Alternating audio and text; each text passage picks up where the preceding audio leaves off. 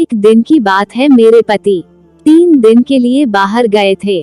घर में मैं और ससुर जी थे। ससुर जी पहले दिन मेरी खूब खातिरदारी की, यहाँ तक कि घर के सारे चीज जो भी पुरखों की थी उसके बारे में बता दिया। यानी कि मुझे अपने घर की पूरी सामान मेरे हाथों में दे दिया। पर एक संदूक थी, उस संदूक से कुछ नहीं दिया था। मैं पूछी कि बाबूजी उस संदूक में क्या है, ना आपने बताया नहीं तो दिखाया। तो वो बोले वो संदूक तुम दोनों बहुओं में किसी एक को देंगे। तो मैं बोली आपकी तो सिर्फ मैं बहू हूँ, दूसरी आप किसकी बात कर रहे हो। वो बोले अरे क्या तुम्हारे देवर की शादी नहीं करेंगे क्या, इस साल उसकी भी शादी हो जाएगी। मैं सोचने लगी आखिर क्या है ऐसा। मैंने कहा बाबूजी आप मुझे दिखा तो सकते हो, प्लीज दिखा दो। तो उन्होंने मुझे दिखाया वो संदूक। खोलकर उस संदूक में करीब 50 तोले सोने के जेवर थे। वो सभी सास के थे, उनके गुजरे भी 10 साल हो गए। मैं देख कर अवाक रह गई। इतना सोना तो कभी मैंने जिंदगी में नहीं देखी। बहुत मोटे मोटे कुंडल, कंगन, अंगूठी, हार। मेरा मन उस सोने को पाने का लगा। वो संदूक बंद करते हुए बोले दोनों में से किसी एक को मिलेगा। तो मैं बोली मुझे दे दो। वो बोले मैं उसी को दूंगा जो मुझे शारीरिक सुख देगा और किसी से कुछ नहीं कहेगा।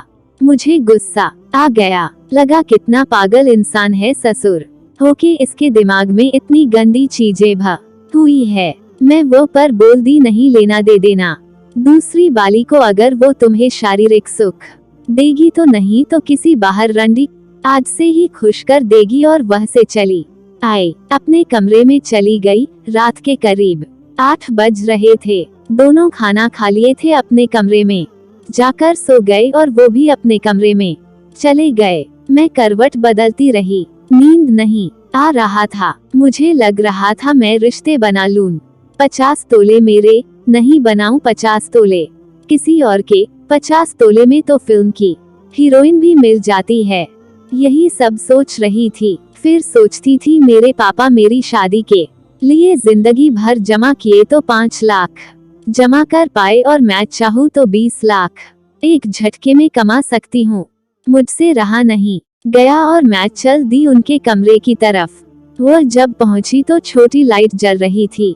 ससुर जी आंखें बंद किए थे और केला हिला रहे थे, धीरे धीरे अपने को ऊपर नीचे कर रहे थे। मैं कुछ देर खड़ी रही, तब भी वो आंखें बंद किए थे और मुंह से हल्की हल्की सिसकारियां ले रहे थे और केला हिला रहे थे। मैं बोली बाबूजी अब आपको इसकी जरूरत नहीं पड़ेगी, आज से आपकी बहू आपकी बनेगी। और मैं उनके पास चली गई, अपना स्तर खोल दी और काला रंग भी खोल दी। उनके केला को अपने मुंह में लेके चूसने लगी। वो अपने हाथों से मेरे गाल को पकड़े थे और बहुत ही खुश थे। उसके बाद उनके भी कपड़े मैंने उतार दिए, दोनों स्तर उठाए थे। वो बोले पहले तुम मुझे पूरे शरीर में मालिश करो। स्तर उठाए होके मैं तुरंत ही रसोई घर में गई और एक कटोरी सरसों का तेल लाई और उनके बदन पर लगाने लगी।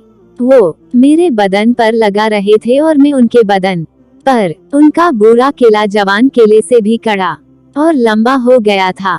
मेरी भी टमाटर तन गई थी, गुफा मेरी गीली हो गई थी। उन्होंने मुझे नीचे लिटा दिया और मेरे गुफा में थोड़ा सरसों का तेल डाल दिया और फिर दोनों पैरों को अपने कंधे पर लेकर अपने केले को गुफा पर लगा के अंदर डाल दिया। काफी अंदर तक गया उनका केला मेरे गुफा में। उसके बाद वो जोर जोर से देने लगे। हम दोनों तेल से चप थे, फिसलन थी। वो मेरी टमाटर को जोर से पकड़ते पर हाथ से छिटक जाता तेल की वजह से। मजा आने लगा था तेल लगा कर करने से। उसके बाद उन्होंने मुझे उलट दिया और फिर पहाड़ में तेल डाल दिया और अपने केला में भी तेल लगा लिया और फिर वो मेरे पहाड़ में केला डाल दिया। एक मेरी दूसरी बार थी। पहली बार पति ने भी मारा था पहाड़ पर, दर्द की वजह से दोबारा नहीं दी, पर आज आसानी से मेरे में ससुर जी का केला चला गया। वो जोर जोर से थप्पड़ मारने लगे। बिच बिच में वो गुफा में भी केला पीछे से ही डाल देते थे। दोनों की कामुकता चरम पर थी।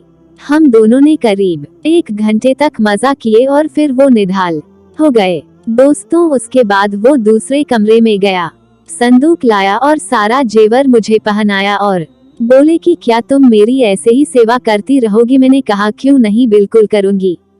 पहले से सोच रही थी आप मजा दिया, पर आपने तो मुझे खुश कर दिया। मैं तो बिना जेवर के भी आपको दे दूंगी। अब आप मुझे मत छोड़ना प्लीज जरूर। गुफा में आपका केला और आपके करने का तरीका मुझे काफी पसंद आया।